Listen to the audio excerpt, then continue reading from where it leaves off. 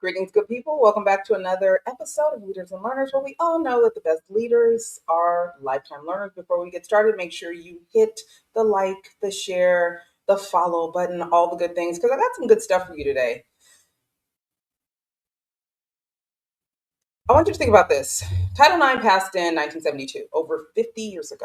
The most decorated women's college softball players in America are graduating into a professional league that did not exist until last year. Child, let's talk about this. Listen, 9.2 million Americans played softball in 2024. The Women's College World Series final game pulled in 2.4 million viewers this past year. A new record. I hope you all know that. Happy Women's History Month, by the way. MLB just dropped an 8-figure investment into the Athletes Unlimited Softball League. And yet, for decades, the pipeline from college to professional was essentially you graduate and then you hope. I don't know, what, for the Olympics? That's the gap this documentary lives in. My guest today is a filmmaker who went straight to the source. She embedded herself with the Cal State Fullerton Titans during their championship season and came back with a documentary called Getting on Base. Award-winning writer and director, college professor, former advertising executive, this first girl to play on an all-boys Little League team in Pennsylvania. Oh, I can't wait for y'all to meet her. She was always going to end up in a dugout telling this story. Please welcome Carolyn Coal. Hey. I love that intro, Tonya. Thank you so much. I am so excited to have you here. Most of the audience knows I'm a former softball player. My daughter plays. I've coached some. I have seen young girls for decades go from loving a sport to not having much to do after they were done with high school and sometimes college. And because there was no pipeline, many of them may have given up even in high school and didn't play in college. And college is a tough grind, by the way. Yeah. But I am thrilled to have you here to have this conversation because there's so much about this sport that people don't understand physically, emotionally, and you are the right girl at the right time to tell the story. So I want to open this up by, asking you embedded yourself with these athletes for an entire season. You watch them win a championship. And then what? Then they graduated. And then, I don't know, walk me through this. Walk me through your process, why you did this, and what you got out of it. Well, thanks for having me as part of the podcast today. Something worth mentioning is the very beginning of the film, the girl whose nickname is Cheese, Megan Delgadillo, says, I was really interested in playing baseball as a kid. She was really good at it. And her father said, okay, but you're going to have to join softball because if you stay in baseball, you can't get a scholarship. So, the limitation there was so heartbreaking when I heard that. Interviewing these athletes was really, well, getting ahead of myself. I think you're referring to getting involved in the project. And I was the first girl on an all boys Little League team. Sorry. No problem. When I was a kid in Pennsylvania, and it was tough. I mean, my mother was my biggest champion when everybody would say, "It's a girl," and she would say, "That's my daughter," And so I have sweet memories of that.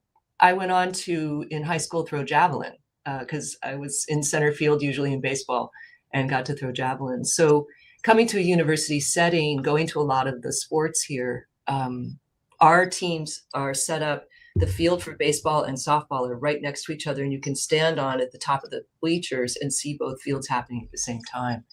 And I don't know why, but one day it came to me that our baseball players are going off to MLB careers, and our softball players really don't have a lot of options. Certainly there's no real professional destination for them.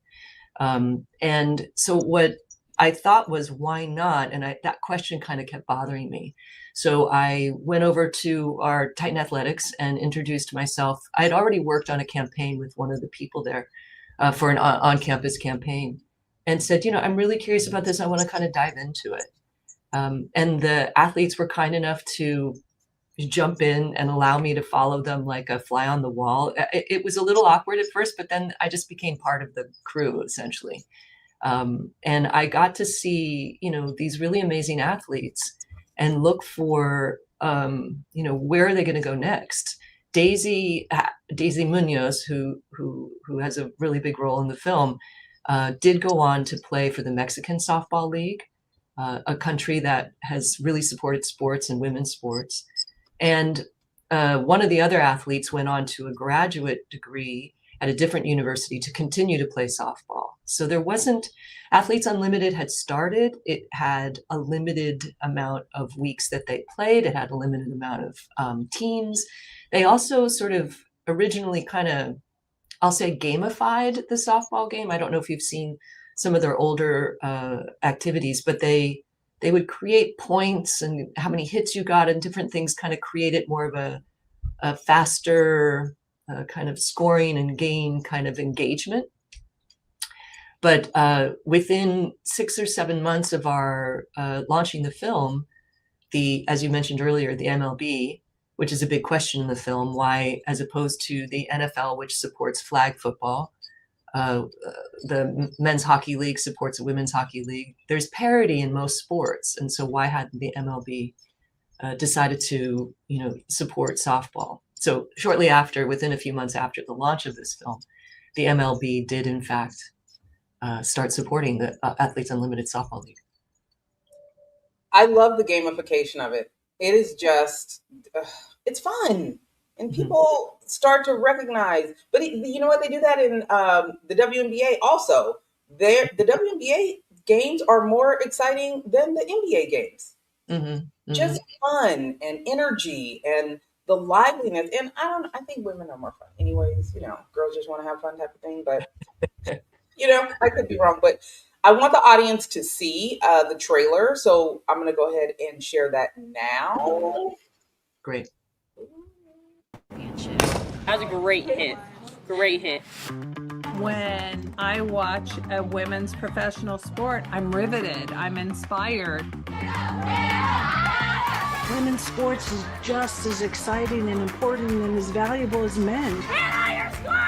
They just need the support from fans, from organizations, and before we know it, there will be that equality that we want. I am going to be sharing this everywhere because I want everyone to see it. What do you want people to get out of the film?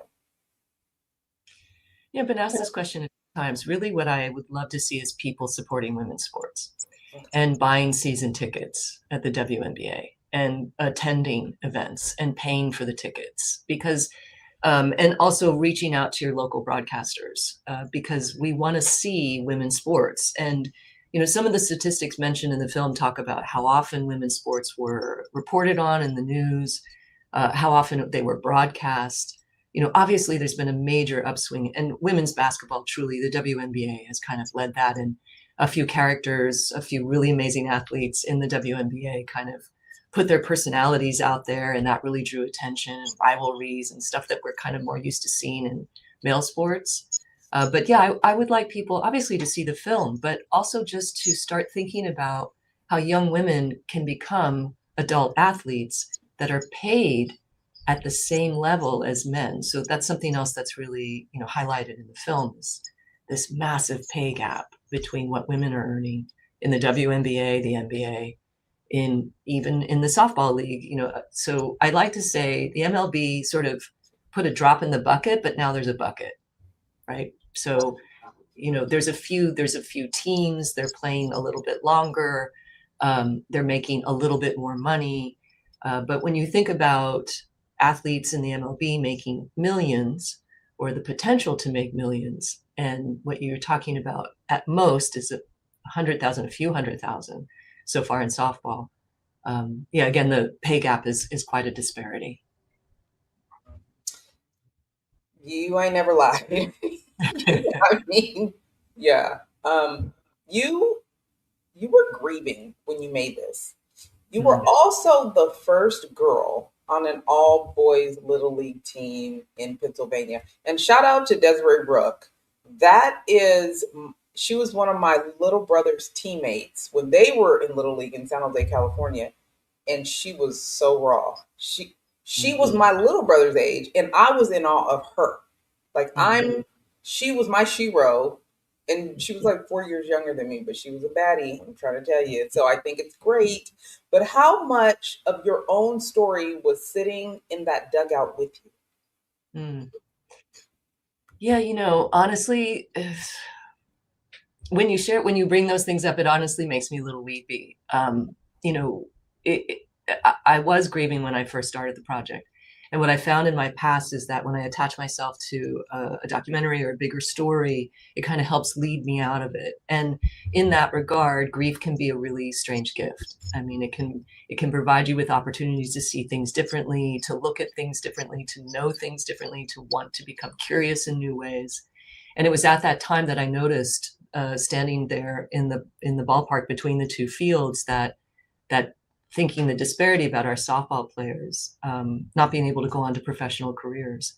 And while I probably would have leveled out as an athlete at some point because I had some talent, but probably not enough to go all the way, what I really saw for myself in these athletes was the ambition, the drive, the desire, the love of competition, the belief in the team. Those were things that were, really, really engaged me and were, and sometimes in the interviews I did with them, sometimes kind of heartbreaking to see how they felt like they were about to achieve their dream, but in the opening scene when they're signing all of those autographs for the younger players, they were thinking very much about where those players could be. So there was a part of it was looking at finding a way out of my grieving period and really engaging and just being with the athletes and feeling a sense of camaraderie with them. And then the other part of that was my little athlete inside that wanted to play, wanted to be out there and playing. And for me, playing at that level was, being the documentary filmmaker. So that's part of the way I play today. So I think that was a big part of it for me in coming through the process. Love that. I love that for you, actually. It's so touching. You know what? Completely off the subject, and we can go wherever you want this to go. But yesterday, when I spent time at Cal State Fullerton, where you are a professor, where you teach, after I spoke to the comm students, some of them stayed afterwards to talk to me. And we were talking about authenticity and being yourself and sharing your story. One thing I've realized is when people are sharing their story, sometimes the most impactful pieces of their story are the most difficult to talk about. Were there moments for you that was kind of difficult to deal with? And then what is your advice to people that struggle with complex issues while trying to be authentic? Well, two things. First of all, we've got to visit next time you're here, obviously. And here's what I'm going to throw out for you. Come in and do color commentary on our softball team during our broadcast, because, we broadcast to ESPN Plus, Titans Sports Network. So come do color commentary if you want to. I think that would be really fun to have you call a game with us. Watch it out now. Now listen. Have you met Tim Jackson? Did you meet Tim Jackson when you were on campus? I didn't. All right, I got to get you two connected. He's great. Okay. But we'll get you on campus. So, but what you're asking is about going through difficult things and how to remain connected to self during that time. Do I have experience with that? Yeah. So, I think, of course, there's a lot of self-care involved in that, a lot of gentleness, a lot of understanding that, we aren't perfect, that life has ups and downs, and we can only take these things one little bit at a time, right? So knowing that day by day, the thing that was getting me up in the morning and during some of the worst parts of my grieving process was getting up, getting my equipment together, getting to the field, and just living through the lens, and literally and sort of figuratively living through the lens of this sport and following them. Because a lot of the times, frankly, it was just me. I didn't have a camera crew at every event. And sometimes my camera crew was 5 GoPros around the field and me running around trying to get other shots. I didn't have a big investors in this project. It was a lot of in-kind services that were given to me. I think leaning into others around us and letting them know what you're going through, because I think part of what I tried to do was sort of tunnel myself a little bit and not share too much. But the more I shared, I think there's an expression, I'm not going to say it accurately, but I think it has to do with when you share your troubles, they get cut in half. And so when you share what you're going through, it allows you to be surrounded by people and sort of relieve some of that. I think also in the rawness of that difficulties that I was going through and contrast it with the joy of following the team. I think the thing I just had to do was keep it very simple, keep things very, very simple. And just know that in the last documentary I did was about a craftsman and artist, and he was this really obscure guy. And one of his quotes that I took away from it is, he would make these beautiful pieces of sculptural furniture kind of pieces. And one of his quotes was, "The wood told me," when people would say, "How did you see that form in there?" "The wood told me." And I really applied that to the documentary format. The information's coming in and it will tell you what to do. And I feel that way about life as well. I feel strongly that I'm connected to something much bigger than myself and have to lean into that and be a part of that and let that tell me what to do next. So I kind of, looking for that inner voice that's connected to the universe on some level to kind of go in a bigger direction there. So yeah, I think that's really important that we do that. But I'm glad you brought that up, because one of my attachments to sports media is recognizing that, especially in your younger ages, sports sometimes is a young person's salvation, because they're able to be free of everything else, free for whatever's going on at home and whatever troubles they're having with whatever. Like, it is a place where true athletes are their freest, and they're going with it. They're going with what they know. They're going with what they practice. They're going with their team. They're being a teammate. And when you are talking about the way that you move through your work, and particularly this documentary, you went where it took you. And my question for you is, how did you find the humanity of these players? Like, talk to me about that part of it. Seeing their humanity, getting kind of close to them in a way that allowed you to connect with them outside of just, somebody that's making a documentary. Because it feels like you are someone that can really follow the story where it goes. Mm-hmm. Yeah, I think that was part of what I had to do, because I wasn't entirely sure where the story would go. I wasn't sure how the season would go. I wasn't sure how intimately involved the athletes would allow me to become. The film ultimately had, 80 or 100 hours worth of material to make a 60-minute project. So there was a lot of that, got left on the cutting room floor, as they say. But what I did, I think, initially was I walked in to be of service to them. I want to tell your story. And I also let them know that I was an athlete, that it was important for me to share more about women in sports. I shared some of my opinions with them about women in sports and how I feel disappointed for them that they don't have that at the time didn't have a professional destination. And I did preach of them. And we just talked really openly about a variety of things. And then when I did the formal interviews with them, we were able to kind of go into deeper subjects. Again, I wasn't quite sure how the things would align to become part of the edit eventually. But we talked about how they felt discriminated against at different times, what it was like to be an athlete as a kid, how they feel about younger athletes behind them. We just talked about bigger subjects and treated each other more as, you know, peers versus anything else. And I think that helped find their story. So by the time the stuff that you're watching in the film is weeks into the production, when I'm standing there asking them questions, and they're just talking to me like they're talking to me, not a person with a camera in front of them. The other thing is that I frequently hold the camera here with the viewfinder lifted up, so they actually can talk to me face to face versus, you know, camera, where's the person type of thing, right? So I think that helped a lot in finding that with them. And also just, you know, being thoughtful and respectful toward them as individuals, you know, wanting to be treated or showcased in a way, especially the coach and the coaches and the whole team. I mean, we have a really great team here with nice facilities. So that was very easy to showcase those types of things.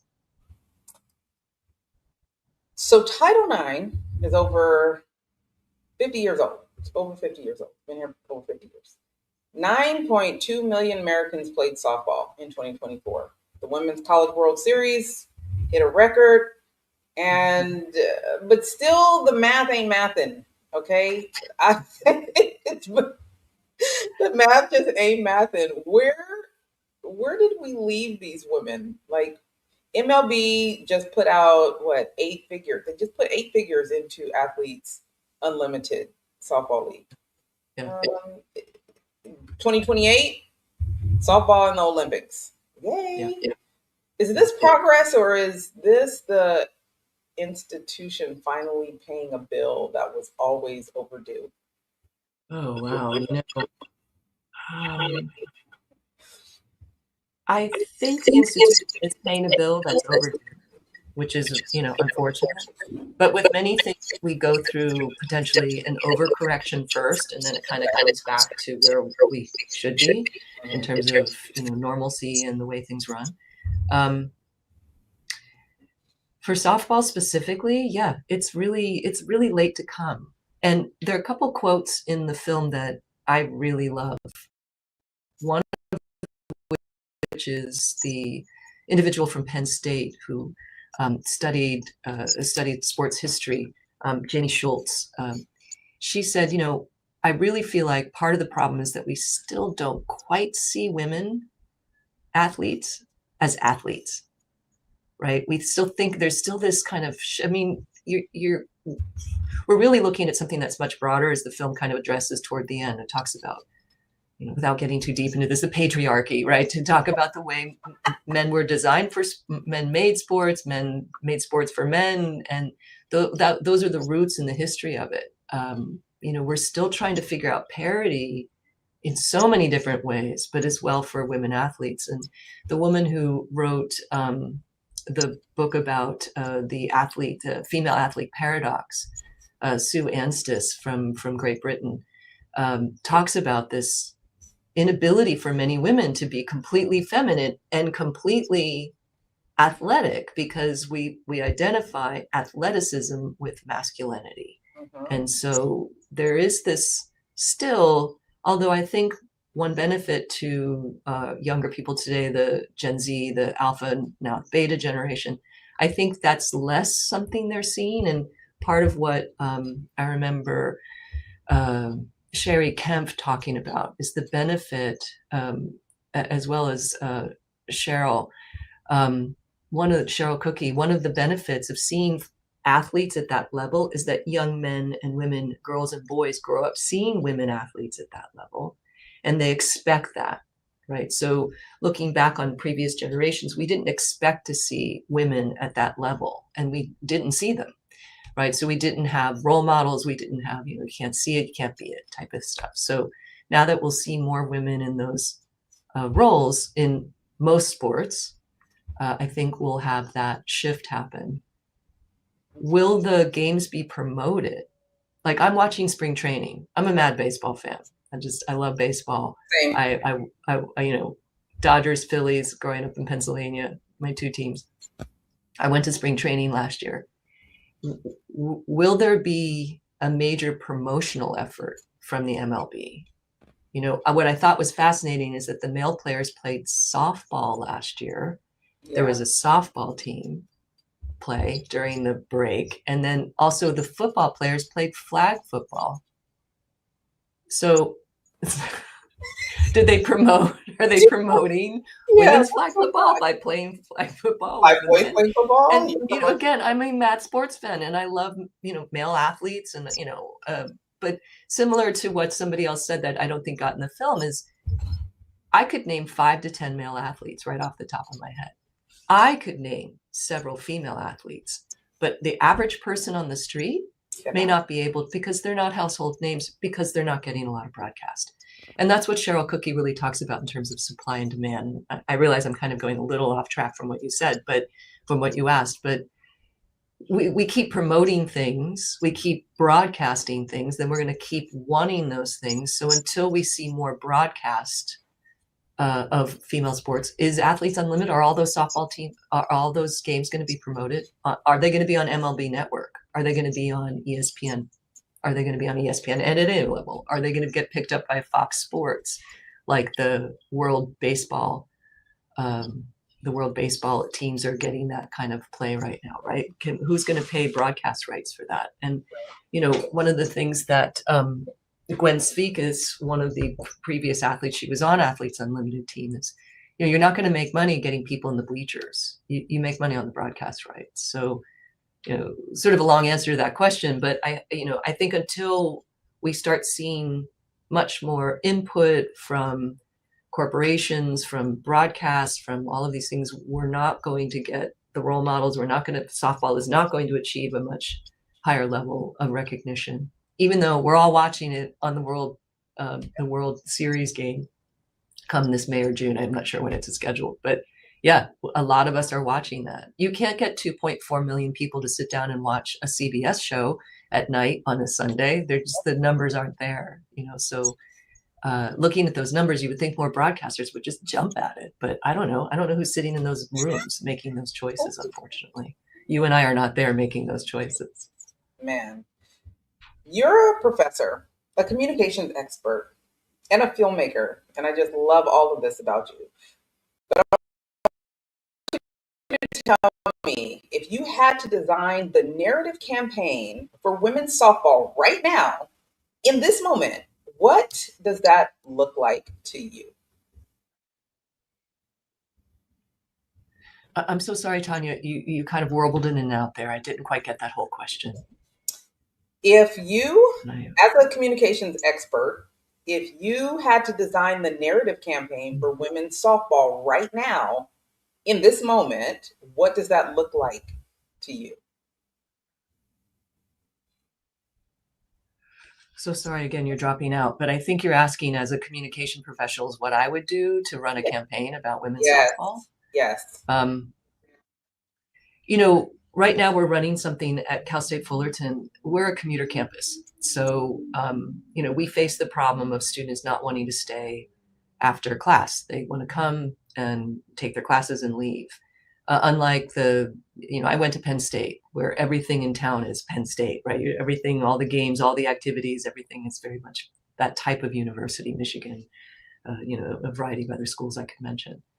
So one of the things we've chosen to do in terms of a campaign for a promotional campaign, is remind students that they're part of the team. So, you may not know it, but you're part of the team. And our call to action is watch us in person or on ESPN Plus. Come on, I'll save you a seat. And I think that invitation is really the thing that we need as viewers, is to remind ourselves that we're part of this. We make up a big part, as audiences make up a big part of the games. In that old expression about the tree falling in the woods, will anybody hear it? Well, you can play great games, but if nobody's there, then is that really the kind of professional sport that we want to promote? So I think the idea of saving you a seat or encouraging the audiences to understand that they're part of this, they're part of this bigger world, and that they need to be, I think would be really useful in that regard to promote it. Okay, that sounds good. Okay, real quick, And because this doesn't happen too often, we got Monet Davis. Not too often are there amazing girls on baseball teams, mostly because they were too afraid to try it or afraid of what people might have to say about it. But you were the first girl on an all boys little league team. In one word, what did that cost you? Or what did you learn? One word.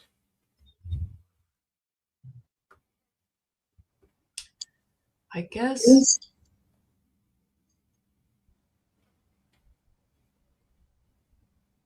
I mean, in terms of cost, I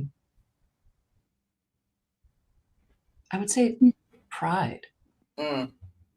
Okay, now or self-worth. tell me about that. I think, yeah, I mean, I think I had to take ownership. Look, we're talking about what was I, 8 years old, my 8-year-old self, or 7.5, 8-year-old self, had to say, no, I'm good at this. I deserve a seat on this bench. And I don't know where that came from.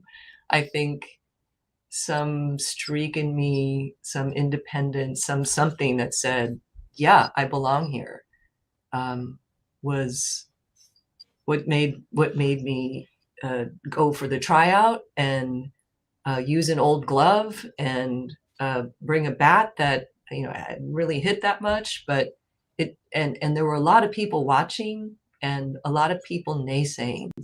So I think I had to really take pride in myself to say, no, I belong here. I own a seat here. I can throw from center field to home plate accurately at that age, which I think led me to javelin eventually. But I know how to do this. I know what the game is. So there was a part of me that felt like I belonged, and nobody else could tell me anything different. Okay, while you're talking, I'm sitting here thinking, man, there's so many women right now that could probably do a better job than most men in leadership. I wish we would just tell them, move. We belong here. We can do this better than you. But I digress. We'll leave that right there. Okay, fair. Oh man, I'll leave that there. But I want you, last question, and then anything you want to talk about. But what is the one thing about women's softball that nobody in power wants to say out loud? Wow, that's a big question. There's several ways of going through that. It is as equal a grind as baseball. I think people like to think because the field is slightly smaller, we play 7 innings, the ball is bigger, that somehow, and the pitching mound is closer, somehow that means that the game is easier. I mean, that's why it was sort of insulting to me that the guys in the baseball, like major baseball league players, were playing softball. Like, it was fun. Like, oh, it's this great little thing we're going to do. I'd like to see, and there are videos of this online where you see major league baseball players trying to hit a fast pitch softball pitcher, right? I think that it is the grit, the grind, the intensity, the competition. Yes, we approach it differently. We chant and call out and make a lot of noise and have a different atmosphere, but it is just as hard. And one of the individuals in the film say, even harder, because women have to do more to prove themselves. So I think that's a big part of it, in one aspect of looking at that. Yeah. I can appreciate that. I read an article recently that talked about the physics of it and how it's harder. Like, it's closer, the ball is closer to the plate than on baseball. So you have less time to react and all of these things. So there's a couple of articles out there if anybody wants to take a look, but they talk about physically and mentally how it's a tougher sport. So you're on point, ma'am. You are on point. With that being said, anything else you want to share with the audience? What do you have coming up? How do they follow your journey and your stories? And you are continuously making good documentaries and putting out great content. Tell the people about, the work that you're doing and how they can follow and support your work. Mm. Well, I mean, this really took me in a different direction. Last year, I started developing and researching women in prison and the difficulty, the different treatment, and it's focused on a very specific prison in the Los Angeles area. So I'm actually going to take that as an audio program and do it as a podcast. So I think looking for announcements about that coming out in the summer. I'm also co-writing a book trilogy, a young adult novel trilogy that I'm excited about that's going to get out there again later this year, book one. So those are some of the creative things I get to do. I'm very fortunate to work in the university setting because I get to stay connected to young people, stay current with them about what's happening in the world. So I think, my website, Getting on Base, at Getting on Base on Instagram is a really great way to follow what we're up to with the film. We also do a lot of promotion on LinkedIn.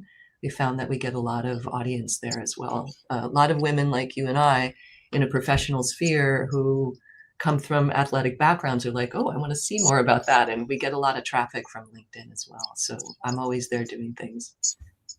I love that. I appreciate you being here. You guys definitely check out the movie. Tell the people where they can find the movie also. We wanted to make distribution really easy. So we launched and then eventually got picked up by Triple Crown Sports Network. Triple Crown Sports Network is out of Colorado. They have a really great facility and they do a lot of league competitions and other things like that. And they were developing their network. So on Triple Crown Sports Network, you'll find Getting on Base, probably the easiest way to watch it. Awesome. Well, again, thank you so much for being here. I appreciate you and stay in touch. Anything you have to promote, let us share it out too, because you do great work and we want the people to stay connected to good content and good people. Tonya, thanks so much. And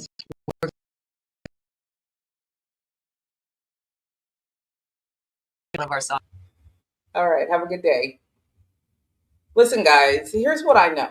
The 2028 Olympics, they're happening in Los Angeles. Softball is back. And Athletes Unlimited Softball League just launched with MLB money. I was thrilled about that. I don't know how you feel. I'd love to hear what you're thinking about this. But the audience is there.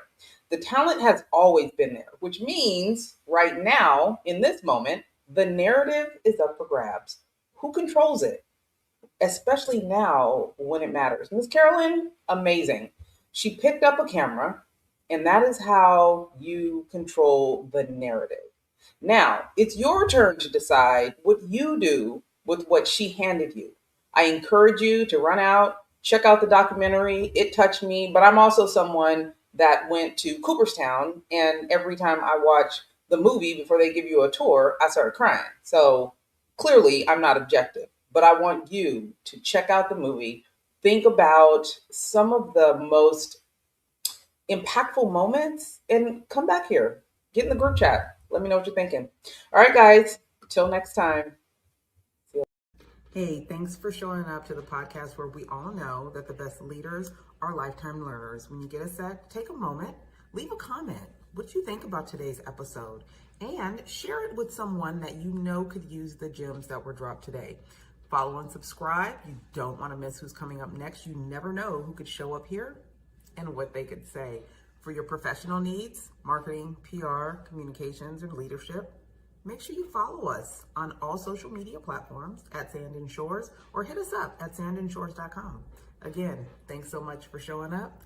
We appreciate you, and we'll see you soon.